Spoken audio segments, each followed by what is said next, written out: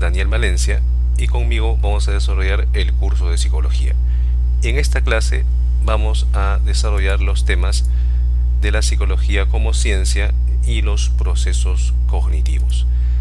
La psicología es una ciencia que estudia los procesos psicológicos a través de sus manifestaciones en conductas observables. Es decir, los procesos psicológicos representan la realidad.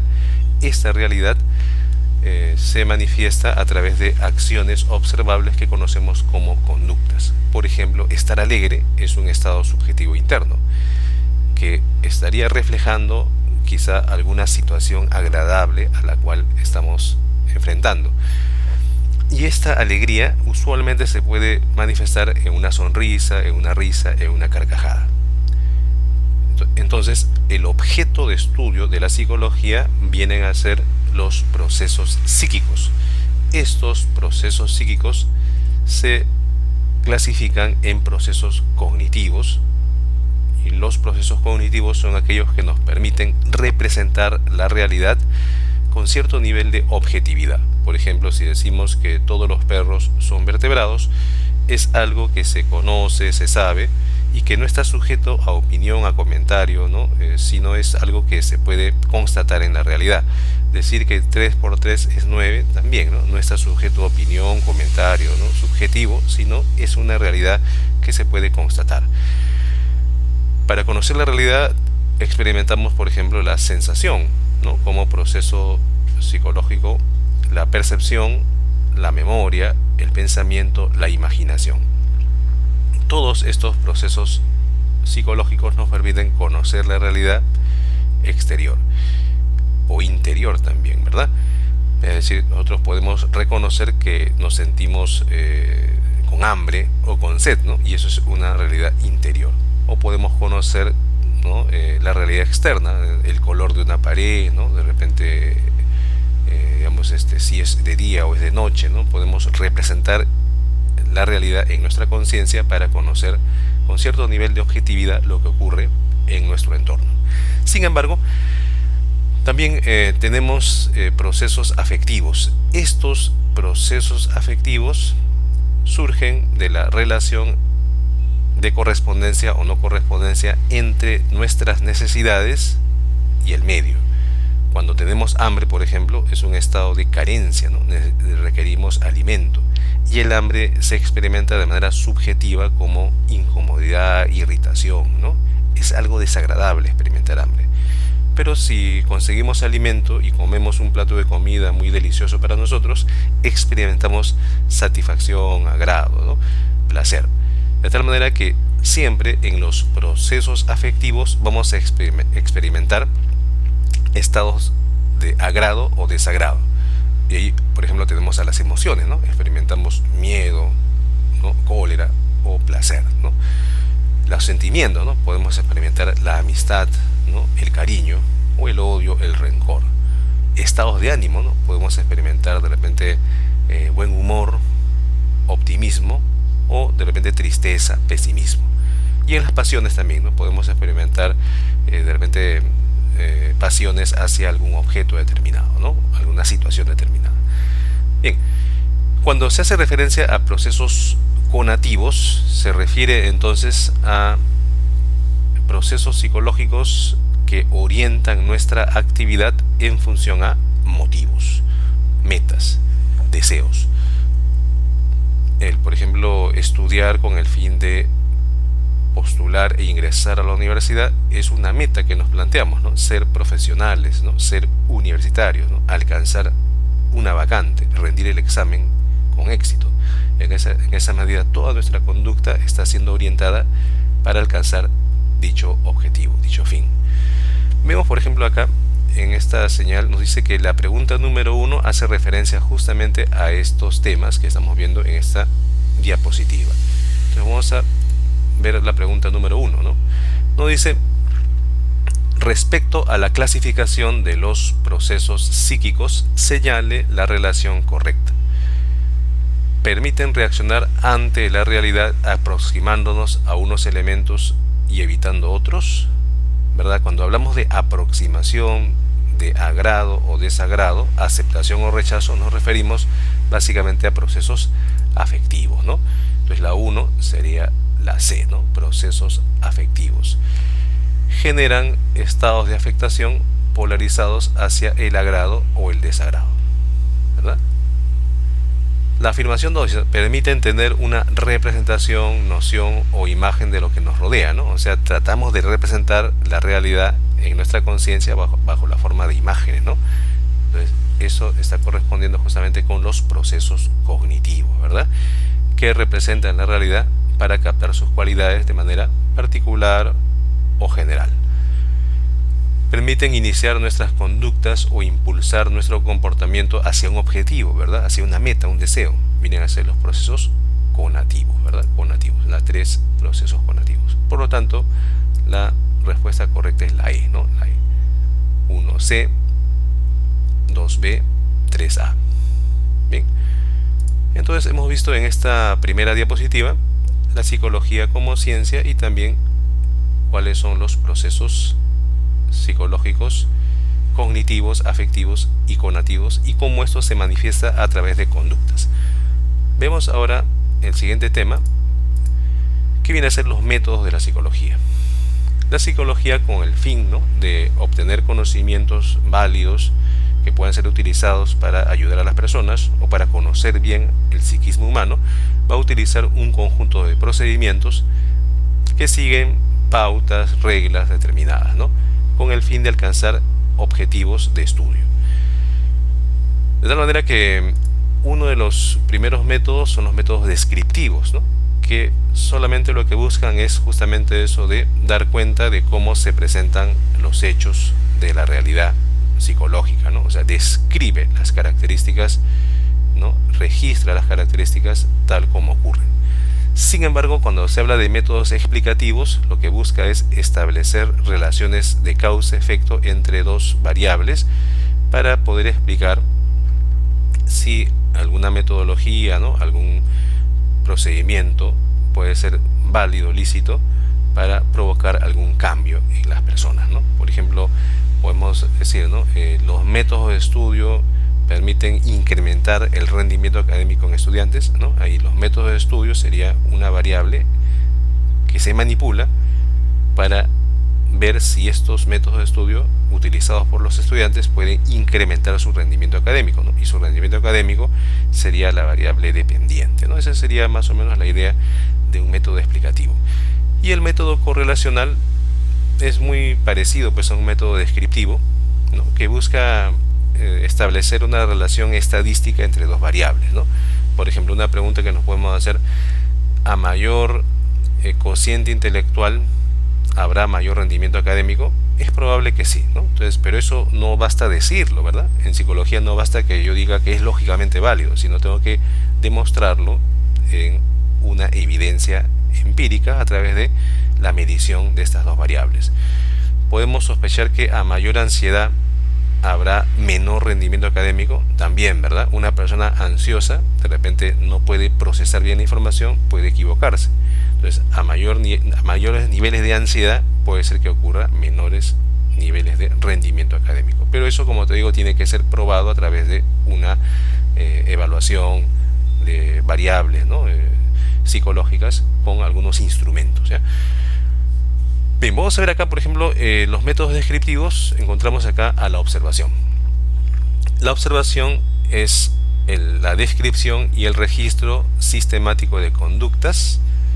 Cuando se trata de la extrospección, observamos conductas externas al sujeto observador. Por ejemplo, un psicólogo podría observar las conductas de un niño del cual se sospecha que es autista, ¿no? Entonces el psicólogo tiene que observar a través de una guía de registro, ¿no?, una guía donde va a ir marcando los comportamientos que observa.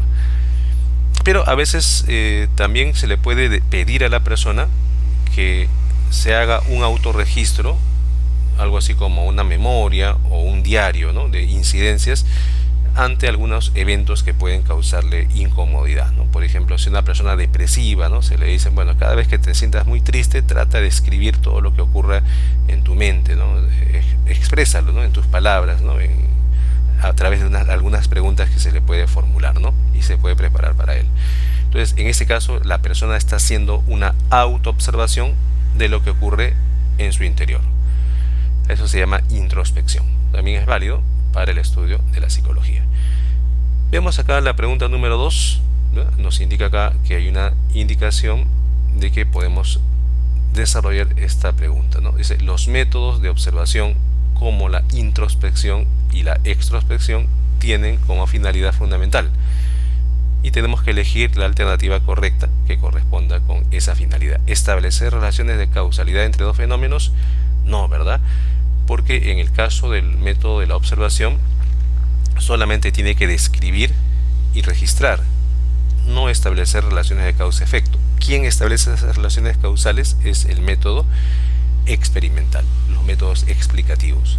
Los métodos descriptivos no cumplen con ese propósito, ¿eh? Entonces acá la B, ¿no? Explicar una conducta o su comportamiento a partir de su registro. Claro, se podría explicar una conducta si es que establecemos una relación causal entre dos variables, pero lo que hace el método de la observación solamente es describir, por lo tanto no sería prudente decir que explica. La C, ¿no? La descripción de la conducta objetiva o encubierta, ¿no? Eso sí es más ligado a la psicología como método de la observación, ¿verdad? Porque hay una conducta externa, objetiva de un sujeto, o quizá una conducta interna, encubierta, ¿no? Que puede estar expresando. Entonces la C sería lo más adecuado. La D dice, ¿no? Cuantificar un proceso psíquico a través de procedimientos estadísticos. Eso viene a ser de repente lo que hace la psicometría, ¿no? El uso de pruebas psicológicas para cuantificar el comportamiento en indicadores matemáticos, estadísticos. La E, ¿no? Obtener la anamnesis de la entrevista del sujeto observado. La anamnesis justamente es la historia clínica de una persona, cómo se ha desarrollado, y eso corresponde justamente con el método o la técnica llamada la entrevista, ¿no? La entrevista. Por lo tanto, lo que más nos aproxima es la C, ¿no? La C como criterio más propio de la observación como método. Bien, volvemos a nuestra diapositiva, seguimos el desarrollo. Acá, por ejemplo, también vemos que existe un método genético, ¿no? Este método genético ha sido motivo de preguntas en la uni en algunas ocasiones. El método genético hace referencia a la descripción y registro sistemático de los comportamientos a lo largo del ciclo vital.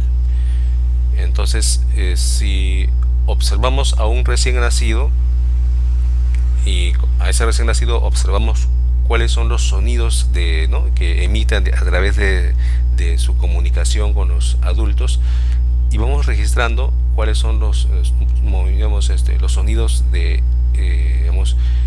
petición, ¿no? de ayuda, ¿no? De hambre, de sed, y vamos configurando cómo se desarrolla el lenguaje, ¿no? En este recién nacido o en varios recién nacidos, desde que tienen realmente algunos días de nacido hasta que tengan 3 años, por ejemplo, ¿no? Entonces, eso sería un ejemplo de un método longitudinal, ¿no? Estudiar en un periodo de tiempo cómo se desarrolla una función psicológica, ¿ya? El pensamiento, la memoria, puede ser, ¿no? La percepción. En estos métodos genéticos vamos a encontrar uno que es longitudinal, cuando estudiamos a una persona o un grupo de personas durante un solo periodo de tiempo. Por ejemplo, imaginemos que se nos ocurra estudiar la inteligencia de los pequeños desde los 3 años hasta que tengan 10 años. O sea, durante esos 7 años yo voy a estudiar la inteligencia de estos pequeños, evaluándolos quizá cada 6 meses o cada año, ¿no? De repente, ¿no? Entonces realizo evaluaciones anuales. Eso sería el método longitudinal, ¿sí? Sin embargo, otra alternativa es el uso del método transversal, ¿no? Si yo voy a estudiar durante un periodo muy largo de tiempo, lo que puedo hacer es segmentar a esa población en edades, ¿no? Niños que tengan 3 años, niños que tengan 4 años, 5 años, 6 años, hasta que cumplan 10 años, y cada pequeño grupo le evalúo su inteligencia y me hago una idea de cómo se desarrolla la inteligencia en niños de 3 a 10 años. O sea, en un solo año estudié la inteligencia de niños de 3 a 10 años. ¿verdad? Pero usando grupos distintos, que sean muy parecidos, ¿no? De repente en cada grupo, ¿no? Niños de 3, de 4, de 5, de 6, ¿no? Hasta que sean 10 años, ¿no? Son pequeños grupos que yo estudio.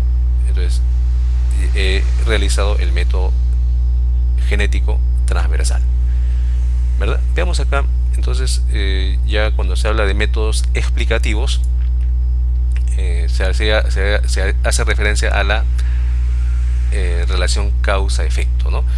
Pero también vamos a encontrar el método llamado la psicometría.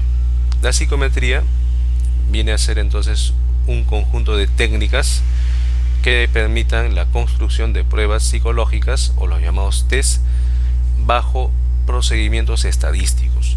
Estos procedimientos estadísticos permiten que la evaluación que se realice tenga cierto nivel de estabilidad, de confiabilidad y de validez.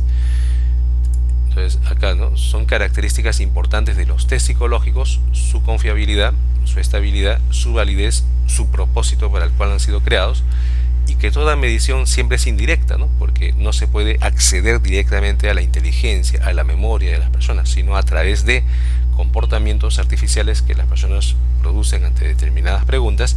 Se evalúa dichas funciones, ¿no? Imaginemos que queremos evaluar la memoria, ¿no? Entonces la memoria, podemos crear un instrumento que es una figura que le mostramos a la persona, y la persona tiene que dibujar esa figura en un papel luego de haberlo observado, ¿no? Entonces ahí podríamos evaluar su memoria, ¿no? Pero para que esa prueba tenga valor científico, tiene que pasar por procedimientos estadísticos. Por ejemplo, un criterio sería tomar esa prueba a 5.000 personas y evaluar sus respuestas, ¿no?, en función pues a lo que sería normal, ¿no? Lo que sería normal, lo que sería adecuado de acuerdo a un criterio estadístico que se plantea. Entonces, por esa razón se dice que estas pruebas son confiables cuando los resultados son estables, o sea, no varían mucho, ¿no? Es como tener un termómetro que una persona que tiene, no sé, 38 de fiebre, de temperatura, le colocamos el termómetro, sale 38, le colocamos nuevamente, sale 38. O sea, hay pequeñas variaciones, pero no hay que en un momento sale 36, en otro sale 40, en otro sale 38, ¿no? No hay mucha variación. Igual ocurre con las pruebas psicológicas, hay un margen de variación mínimo. Cuando es confiable hay mínima variación.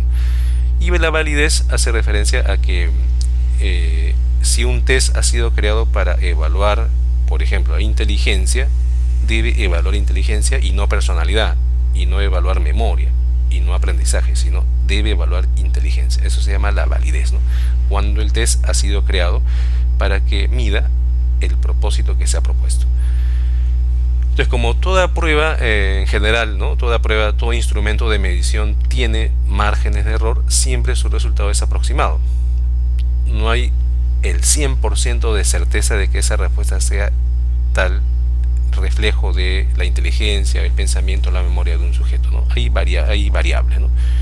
Pero esa aproximación es mínima, ¿no? Es mínima, no es de 20 puntos, sino de 3 puntos, 4 puntos, 5 puntos a lo mucho, ¿no?, de variación, ¿ya? Lo cual no altera en mucho los resultados, ¿no?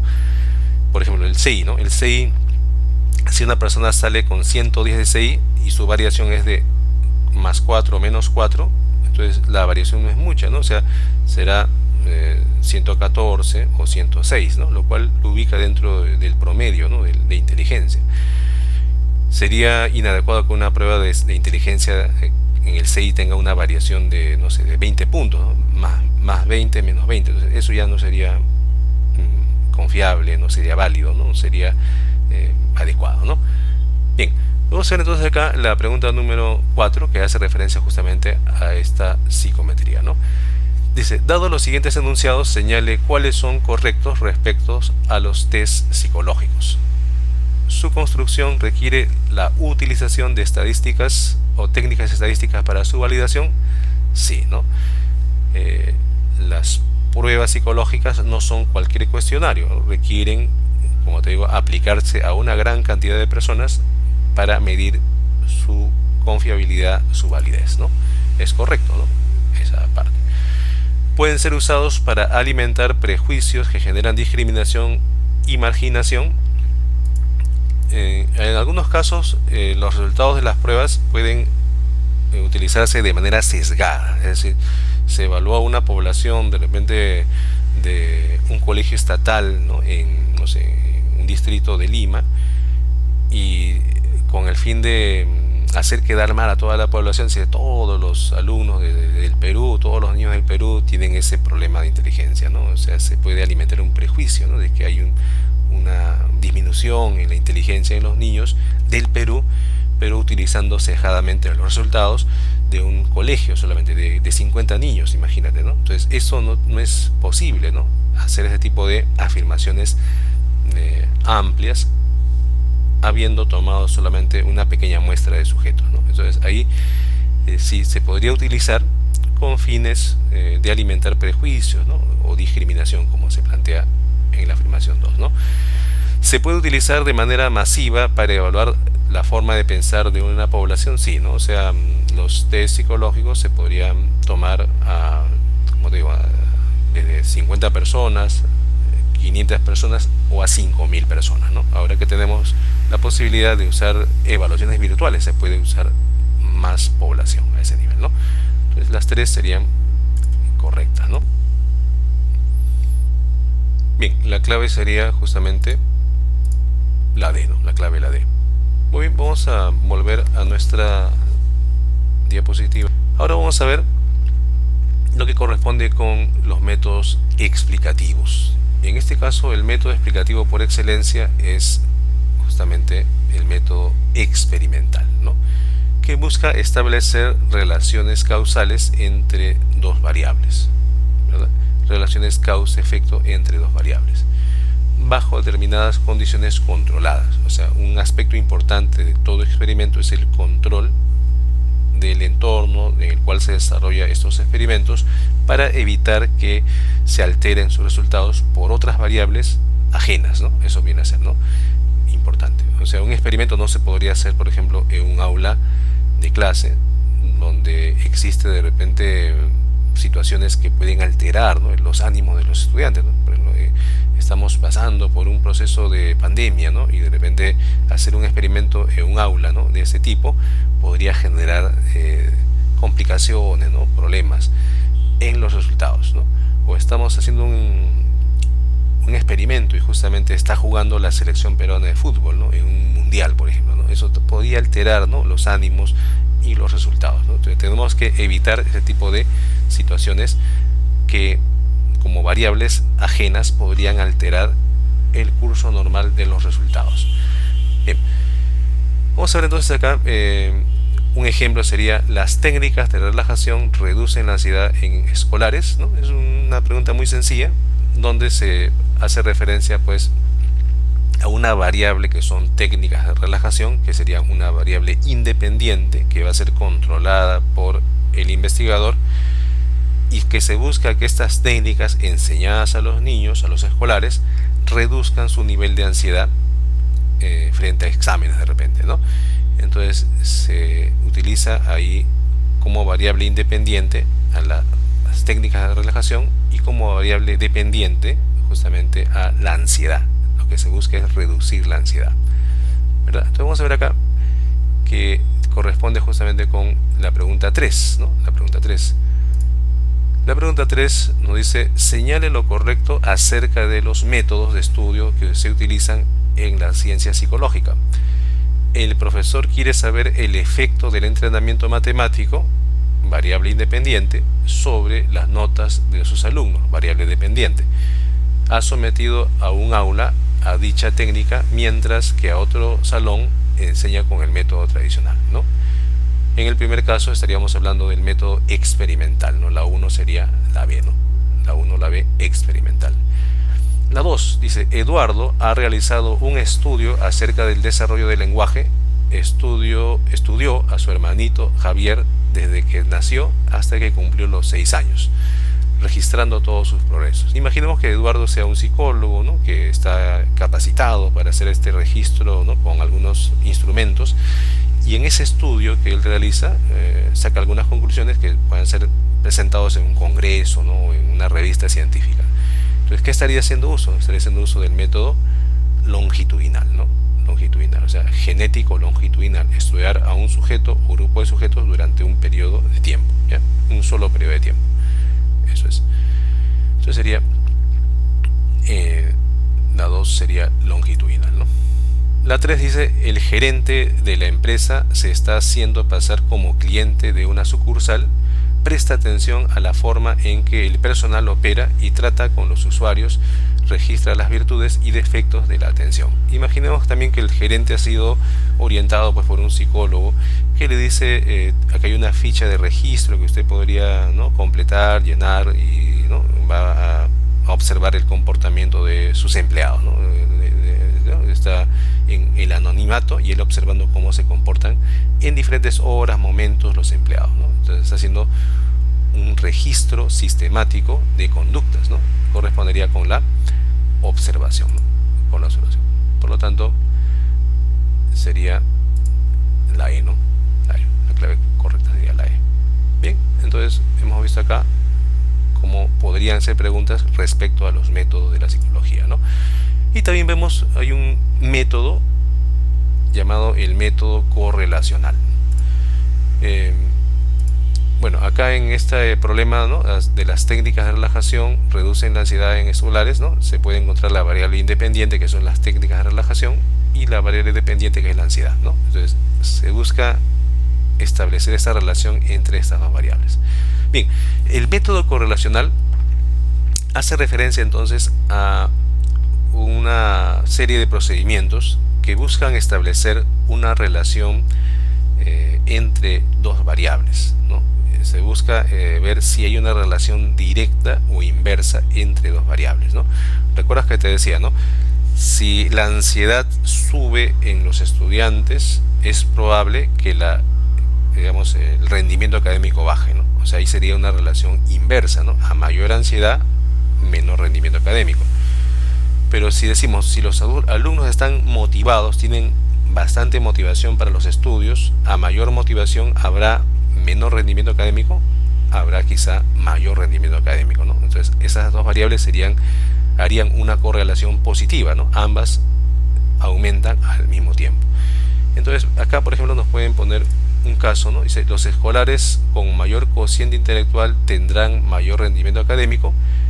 Es probable que esa correlación sea positiva, ¿verdad? O sea, los más inteligentes, a medida que en la población hay alumnos más inteligentes o a mayor inteligencia, esos alumnos seguramente sacarán mejores notas en sus evaluaciones, ¿no? Tendrán mayor rendimiento académico. Eso vendría a ser el método correlacional, ¿no? Establecer relaciones entre dos variables, básicamente, ¿sí? Bien, nos corresponde ahora estudiar los procesos psíquicos cognitivos, que son aquellos que nos permiten conocer la realidad con cierto nivel de objetividad, decíamos, ¿no? Dentro de esos procesos psíquicos cognitivos encontramos a la sensación.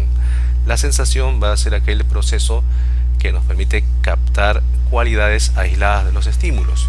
Por ejemplo, el olor, ¿no? El sabor de algo que estamos probando, lo captamos de manera aislada, pero como estamos captándolo de manera aislada, no hacemos una idea de qué es en su totalidad. Por lo tanto, no interpretamos de qué se trata, ¿no?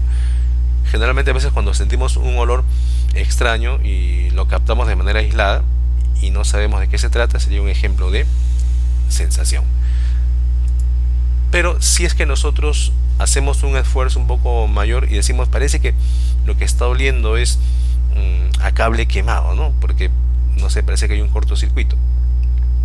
En ese caso lo que estamos haciendo es organizar esa información sensorial, interpretándola y asignándole un significado. Puede ser que nos equivoquemos, puede ser que no sea cable quemado, pero la idea es que le demos ese significado, estamos ya haciendo lo que conocemos como una percepción. Organizamos la información sensorial y formamos el percepto. Entonces vamos a ver acá que la sensación es innata, ya del nacimiento o antes del nacimiento ya tenemos sensaciones. Sin embargo, la percepción requiere ser adquirida, requiere ser aprendida. Es decir, yo no puedo percibir y diferenciar, ¿no?, lo que es el café si no he probado el café, si nunca he probado en mi vida café. Entonces, y es más, ¿no?, los catadores de café, ¿no?, ellos aprenden a detectar diferentes olores, sabores, texturas, ¿no?, colores, dicen, ¿no?, del café. Entonces ellos ya han adquirido más destrezas que nosotros, que somos consumidores de café sin ser catadores, ¿no? Entonces se puede perfeccionar nuestra percepción, ¿verdad? Podemos aprender aquello. También en el caso de la sensación como tal, no permite interpretar la información sensorial, simplemente llega al cerebro y puede ser de que desaparezca tan rápido como llegó. Sin embargo, cuando tenemos percepción, sí logramos interpretar la información y logramos asignarle un significado, ¿no? Eso que veo parece que es un gato que está caminando por ahí a lo lejos, decimos, ¿no? Y de repente, si es un gato, de repente no es un gato, de repente es un perro.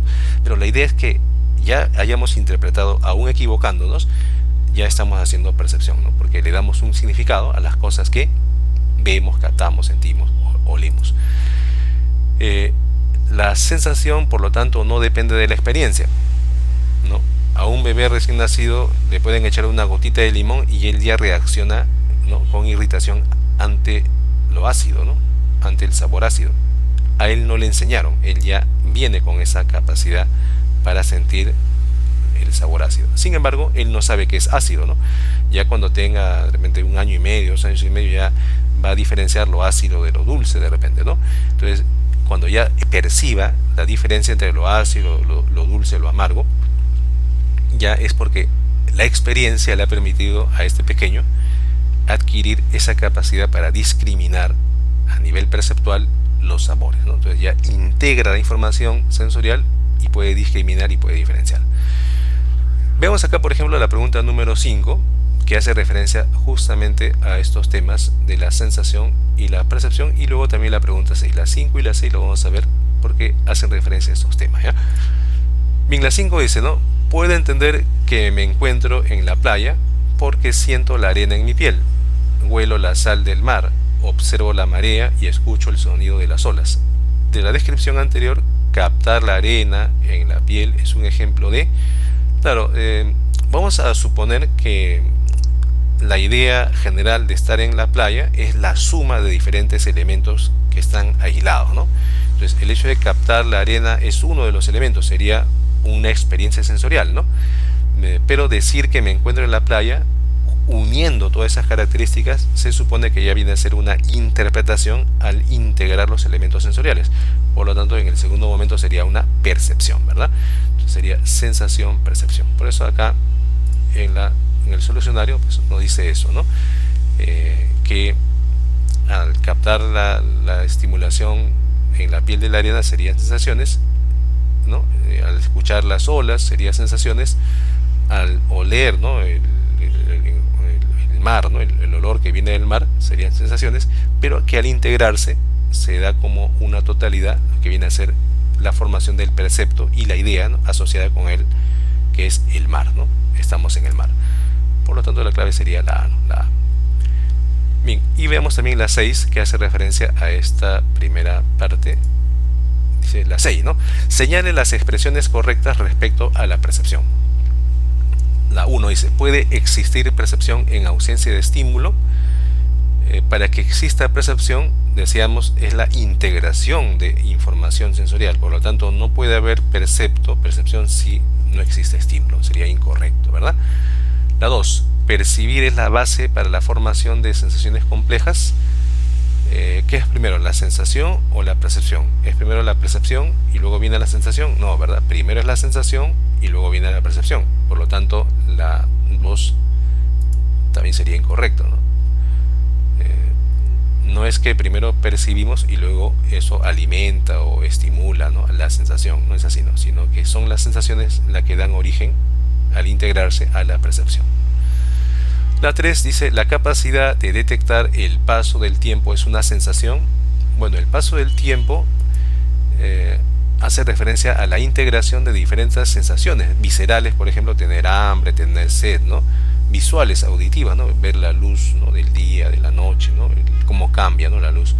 O de repente auditivas, ¿no? Los sonidos a veces, ¿no? De las aves, los autos. O sea, es la integración. El paso del tiempo es la integración de varios estímulos sensoriales, ¿no? Por lo tanto sería incorrecta, ¿no? La imagen mental no solo es visual, puede ser acústica, táctil, sino es correcto. Cada canal sensorial organiza imágenes mentales. Pueden ser ecoicas cuando se habla de sonidos, ápticas cuando se integran, ¿no? Texturas, movimientos, temperaturas a nivel de los movimientos de las manos, por ejemplo, e icónicas cuando se hace referencia a imágenes, ¿no? Imágenes que podemos captar. Entonces, no solamente es visual, puede ser olfativa, gustativa, ¿no? En diferentes niveles, ¿no? Es correcto. Las experiencias acumuladas influyen sobre la percepción. Eso sí, ¿verdad? Poníamos el ejemplo del catador de vino, el catador de café, ¿no? Aquellos que tienen experiencia, esa experiencia, ¿no? De haber probado diferentes variedades de café les hace aprender a discriminar mejor que las personas que solamente consumimos el café sin tener esa especialidad. Entonces sería correcto, ¿no? Correcto. Entonces vamos a encontrar acá justamente que la clave es la A, ¿no? La 4 y la 5 son afirmaciones correctas. Bien, volvamos entonces a nuestra diapositiva.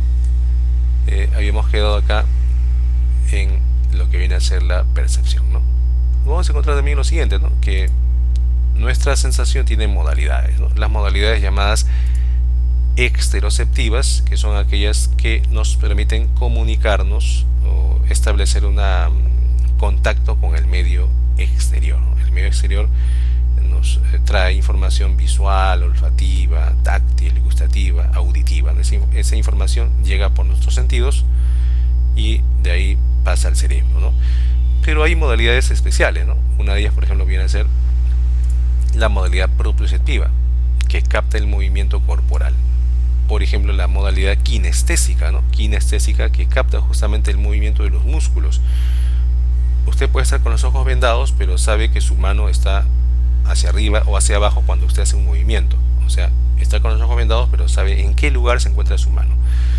Usted puede cargar un balde con agua y saber que pesa mucho por la tensión que ejerce en sus músculos, ¿no? Este pesa mucho, este pesa más, este pesa menos, ¿no? Esa captura, esa captación del peso por la tensión muscular hace referencia justamente a la modalidad kinestésica del movimiento de los músculos, ¿no? La tensión muscular.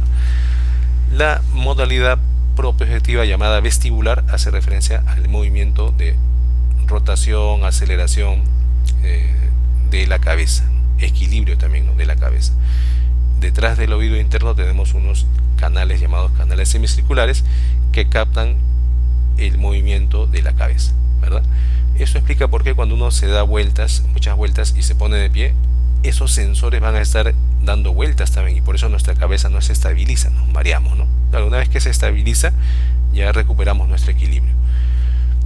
Y lo que viene a ser también las modalidades interoceptivas, que hacen referencia a las sensaciones viscerales, al estado interno de nuestros órganos, sentir hambre, sentir sed, ¿verdad? Que son evidencia de un estado de desequilibrio interior, ¿verdad? Entonces, sensaciones vestibulares puede ser el hambre, la sed, los cólicos, ¿no?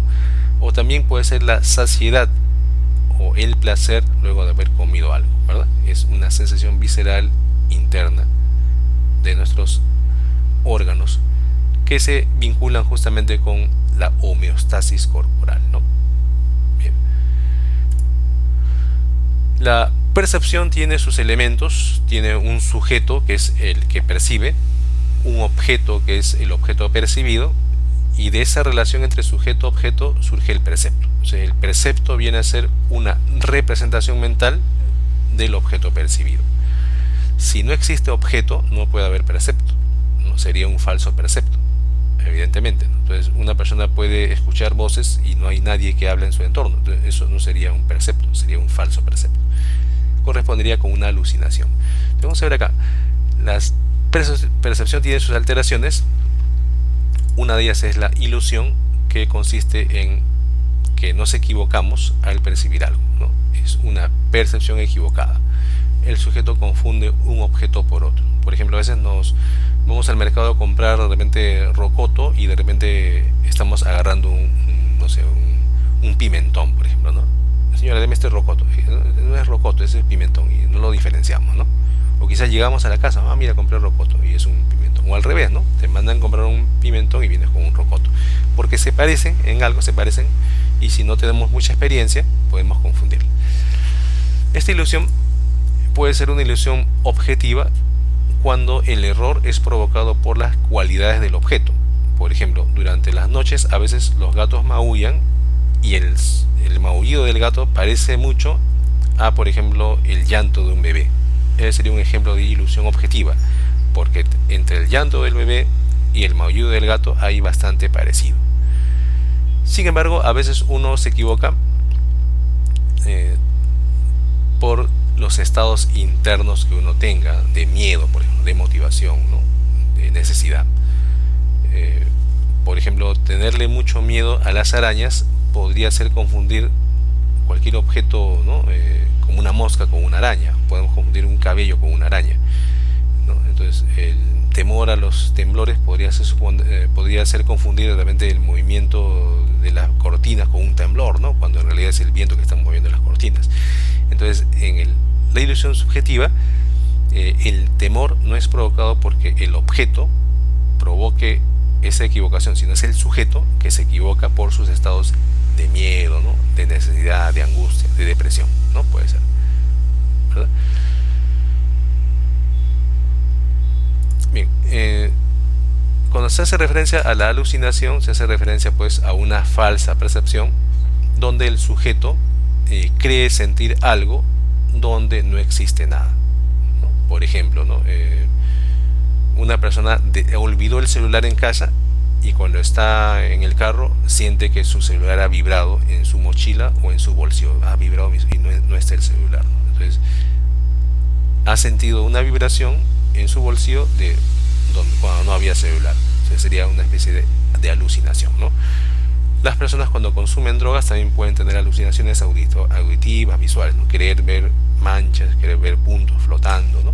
Son alucinaciones, ¿ya?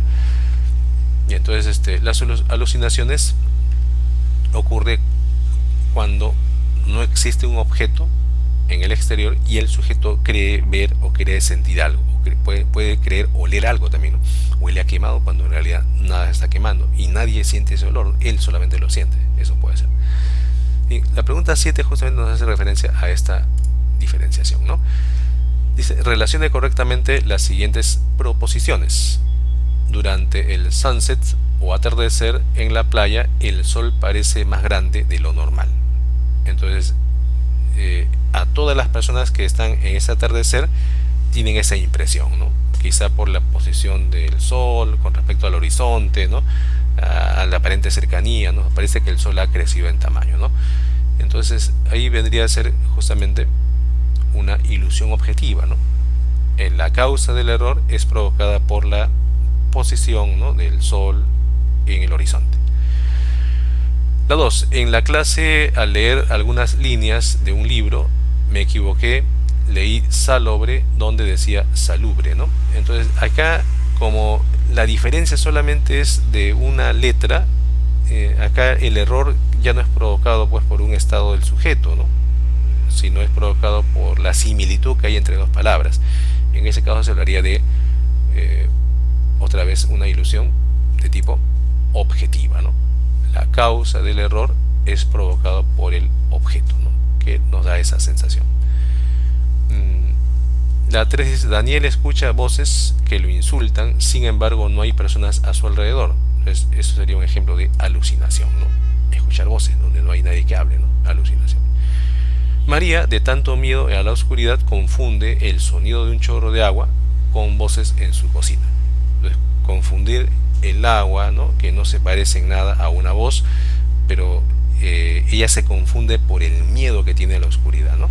Quizá hubo un apagón se quedó la llave del agua un poquito abierta y ella confunde esos dos elementos, ¿no? Cuando no es un chorro de agua, ella dice es voces, ¿no?, de gente que está ahí, ¿no? Entonces eso correspondería más con una ilusión subjetiva, ¿no? La causa del error está en ella, ¿no?, en el temor que tiene. Por lo tanto, la clave es la D, ¿no? BBAC, ¿no? BBAC. Muy bien. Clave D. Bien, volvamos a nuestras diapositivas. Bueno, llegamos a la pregunta 7, ¿no? Ahí. Bien, ahora corresponde estudiar lo que conocemos como procesos psíquicos cognitivos llamados memoria, ¿no? ¿Qué es la memoria? La memoria permite almacenar información en el cerebro para luego utilizarla. Entonces hay almacenes, ¿no? Un almacén sensorial que justamente registra la información en el cerebro durante fracciones de segundo. En todo momento nuestro almacén sensorial está funcionando de manera involuntaria. Todo lo que pase por nuestros sentidos llega al cerebro. Como dura tan poco, a veces no nos damos cuenta de esa información, ¿no? Entonces almacena la información tal como es, literalmente, ¿verdad? Sin embargo, cuando ya nosotros nos concentramos en algún estímulo determinado, ya se produce lo que viene a ser la codificación de ese sonido, de ese olor, y al codificarlo, al darle un nombre, darle un sentido, justamente se produce lo que viene a ser el almacén de corto plazo, cuya duración ya es de segundos, ¿no? 15, 20 segundos, hasta un minuto puede ser, ¿no? Esa información puede durar. Esa información ya ha sido almacenada codificadamente en el cerebro y por lo tanto se ha interpretado. Es como que nos dan un número telefónico y tenemos algunos segundos para anotarlo en un papelito, ¿no? Mientras eso está en nuestra memoria, pero imaginemos que se nos cae el lapicero, imaginemos que el papelito, ¿no?, sale volando por la ventana por un viento que vino y nos demoramos más de un minuto en recoger el lapicero o buscar otro papel. Quizá esa información que estaba en nuestra memoria se olvidó, porque el almacén de corto plazo, el olvido se produce a los 20, 30 segundos, va decayendo, ¿no? Decayendo. Entonces, ¿qué ha sido importante para pasar del almacén sensorial al almacén de corto plazo? Ha sido justamente que hayamos atendido la información y hayamos codificado esa información para que podamos retenerla. Pero imaginemos que la persona repasa, ensaya, no repite la información todos los días, de tal manera que esa repetición constante hace que la información que estaba en ese almacén de corto plazo se registre en el almacén de largo plazo. Entonces acá puede durar minutos, horas, años, ¿no?, décadas, ¿no? El nombre de nuestros amigos del colegio, el nombre de nuestro colegio ha quedado grabado en nuestra mente y quizás no lo olvidemos nunca, ¿no? El almacenamiento también es codificado, es interpretado, porque le asignamos significado, ¿no? Bien, este almacén de largo plazo tiene tipos. Un tipo es la memoria semántica, que nos permite almacenar ideas, conceptos, principios. Por ejemplo, las fórmulas matemáticas serían, ¿no?, principios, ideas, conceptos, ¿no? Las normas morales también, principios generales. No hables con extraños, digamos, el teorema de Pitágoras, ¿no? Nombres, ¿no?, de las capitales de los países. Es información semántica. Esa información semántica no va a depender de un contexto, ¿verdad? Simplemente se almacena desvinculado de un tiempo, un lugar, un contexto, ¿no? Por ejemplo, a un niño le preguntan ¿qué es un triángulo? Y él responde: triángulo es una figura de 3 lados. No importa quién le enseñó, dónde le enseñó, cuántos años tenía cuando aprendió. Eso no importa. Eso no agrega nada a la pregunta que se hace, ¿no? A la respuesta que tiene que dar es suficiente que diga tiene 3 lados, ¿no? O tiene 3 ángulos, ya, pues, suficiente. Sin embargo, cuando se habla de memoria episódica, sí es importante el tiempo y el lugar. Cuando le preguntamos ¿qué hiciste en tus vacaciones?, ¿no?, y él te narra, ¿no?, en mis vacaciones fui a tal lugar, fui a visitar tal sitio, ¿no?, y te narra hechos que están ubicados en su mente en un tiempo, una fecha, un espacio, un lugar, ¿verdad? Son experiencias autobiográficas vividas en un contexto. Entonces, memoria episódica, narrar nuestro paseo de viaje de promoción, pues, ¿no?, narrar nuestro viaje de promoción. Entonces eso es un día, fue una fecha, un año, ¿verdad? Un lugar determinado. Bien, pero la memoria procesal, o también llamada procedimental, hace referencia a hábitos motrices. Por ejemplo, el hábito motriz que tenemos para anudarnos los pasadores o hacer el nudo de la corbata, o de repente también para picar la cebolla, son movimientos automatizados, ¿no? Las personas, por ejemplo, algunas señoras son capaces de tejer aún sin ver la puntada, ¿no? Están conversando y siguen tejiendo. Esos movimientos que ellos realizan ya sería memoria procesal procedimental. Es un tipo de memoria de largo plazo. Y también otro tipo de memoria de largo plazo es la memoria emocional, que tiene que ver entonces con las respuestas emocionales, ¿no? Por ejemplo, alguna melodía desencadena en ti alegría o tristeza, algún olor desencadena en ti de repente nostalgia, de repente sí, ¿no? Las fobias, por ejemplo, hay personas que ante la oscuridad sienten miedo, ¿no? Y a veces no saben la causa, la razón del miedo, no pueden explicarlo, ¿no? Entonces eso viene a ser la memoria emocional. Son reacciones determinadas ante estímulos, ¿no? Estímulos que experimentamos. Por ejemplo, ¿no? A veces algunas personas al oler el minifán sienten cierta nostalgia porque les hace recordar sentimientos, ¿no? De las primeras clases en la escuela, en el colegio, ¿no? Que siempre los cuadernos estaban bien forrados y olían a minifán. Vemos la pregunta 8 que hace referencia justamente a este tema, ¿no? Dice, respecto a la memoria, señale la alternativa incorrecta. Te preguntan lo incorrecto, ¿no? Diana ganó el concurso de conocimiento de capitales de Europa gracias a su memoria semántica, ¿no? Sí, ¿verdad? Porque ahí saber las capitales es asociar la idea con, ¿no? el país, ¿no? Y eso entonces no requiere contexto, simplemente recordar el dato exacto, ¿no? Entonces, eso es correcto. La transferencia de la información de la memoria de corto plazo a la memoria de largo plazo se facilita con el ensayo y la repetición, sí, ¿no? Cuando uno repite la información varias veces se logra consolidar y lo que era memoria a corto plazo pasa a la memoria de largo plazo. La memoria procesal o llamada procedimental también permite recordar la ejecución de movimientos para manejar la bicicleta, sí, ¿verdad? Eso es cierto, ¿no? O sea, ya esos automatismos motrices, ¿no? Ya no estamos pensando en qué momento pedalear más o pedalear menos, eso ya es algo que se automatiza en nuestro comportamiento, ¿no? En nuestra conducta. Según George Miller, la capacidad de almacenamiento de la memoria de corto plazo es de 5 a 9 trozos de información. Sí, ¿no? George Miller planteó esto, que si nos dictasen 20 palabras, las personas normales pueden recordar desde 5, 6, 7 hasta 9 palabras, ¿no? Si le tomamos a 5.000 personas, no importa su nacionalidad, siempre vamos a encontrar ese principio, ¿no? De que recordamos 5, 6, 9 palabras, ¿no?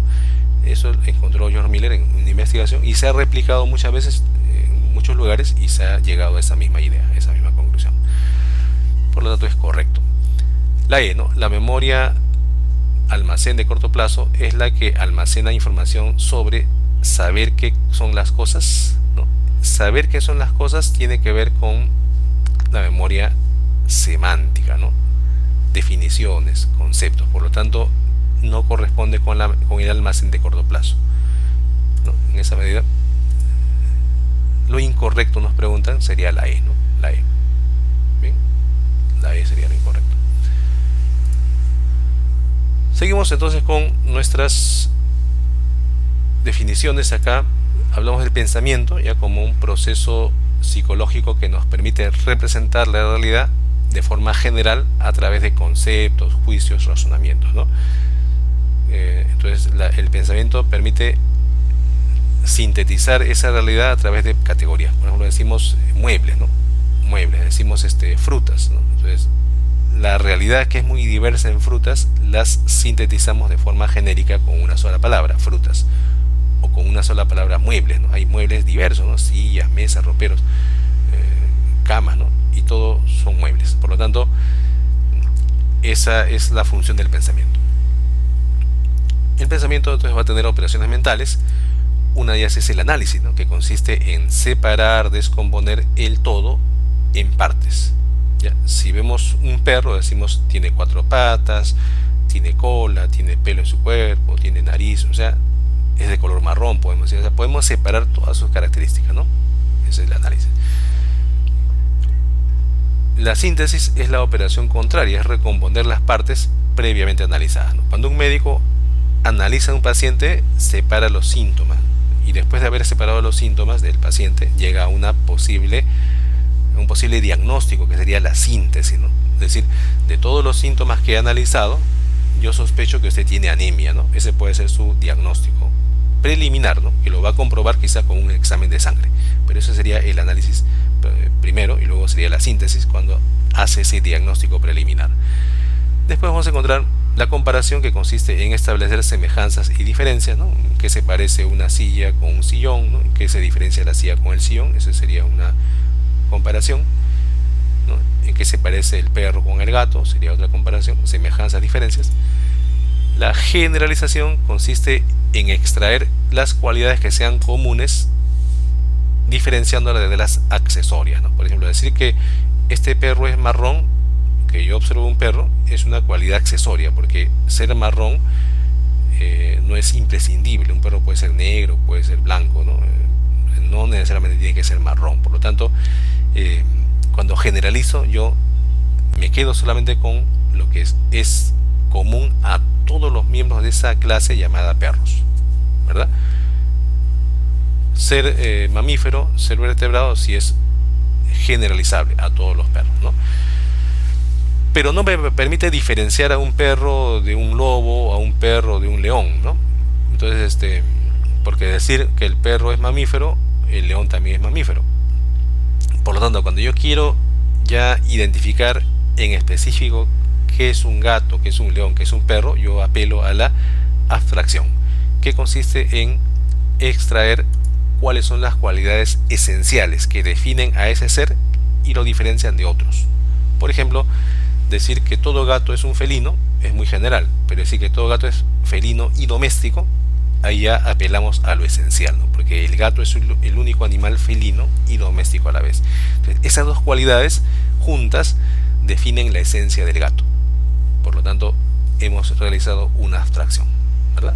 Veamos la pregunta número 10, que nos dice: un ingeniero metalúrgico está estudiando en el laboratorio la composición de un mineral. Para ello debe establecer los elementos constituyentes del mismo. La operación mental de la que se vale para realizar esta actividad se denomina, claro, esta descompone, ¿no? Descompone el todo en partes, ¿no? Entonces sería básicamente un análisis, ¿no? Sería un análisis. Sí, entonces eso viene a ser en este caso esta pregunta número 10, ¿no? Ahora vamos a ver entonces lo que viene a ser el otro tema, que viene a ser la imaginación, ¿no? La imaginación nos dice: representa la realidad a través de imágenes novedosas. La realidad la podemos representar tal como es, ¿no? Por ejemplo, yo digo, veo un perro y yo lo represento tal como es ese perro, pero si ese perro yo me lo imagino con cola de gato, me lo imagino con cuernos, lo imagino con piel de lagarto, o sea, yo estoy dándole a ese animal en mi mente, le estoy dando cualidades que no tiene, y me lo represento de esa manera en mi mente, y lo puedo dibujar quizá, ¿no? Entonces lo que estoy haciendo es representar la realidad perro, pero dándole imágenes distintas, novedosas. Por lo tanto, estoy creando en mi mente imágenes novedosas, ¿no? Entonces vamos a ver la pregunta 9, que tiene que ver con esto, ¿no? Dice: identifique el par de conceptos correctos que completan la siguiente definición. La es la capacidad humana para construir la imagen mental de aquello que nos va describiendo con palabras, ¿no? O sea, te van describiendo con palabras a un personaje como por ejemplo el Quijote de la Mancha, ¿no? Y tú en tu mente vas construyendo aquella imagen, ¿no? Mientras que la es la capacidad de traer al presente una imagen anteriormente almacenada. Entonces te preguntan, en el primero sería la imaginación, ¿no? Yo te narro a un personaje que he inventado y tú te lo imaginas tal como yo te lo estoy narrando, con tus propias características, ¿no? Que tú tienes en tus imágenes, estás imaginando. Pero cuando tú recuerdas la imagen almacenada previamente, por ejemplo, de que es un lagarto, por ejemplo, estás haciendo uso de tu memoria, ¿no? Por lo tanto sería imaginación y memoria, sería, ¿no? Que sería acá lo que se plantea, ¿no? La imaginación permite convertir las palabras escuchadas o leídas en imágenes.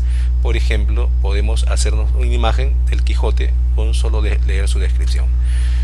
Sin embargo, la memoria permite recordar o evocar información previamente procesada y almacenada en la memoria. Por ejemplo, después de haber visto una película, recordamos las escenas y podemos contarle a un amigo o una amiga lo que vimos, ¿no? Entonces, por lo tanto, la clave sería la C, ¿no? Imaginación y memoria. Bien, con esto hemos culminado esta parte inicial de lo que viene a ser los procesos psicocognitivos. Estén atentos para la siguiente publicación del video explicativo y desarrollen sus prácticas, ¿no?, correspondientes.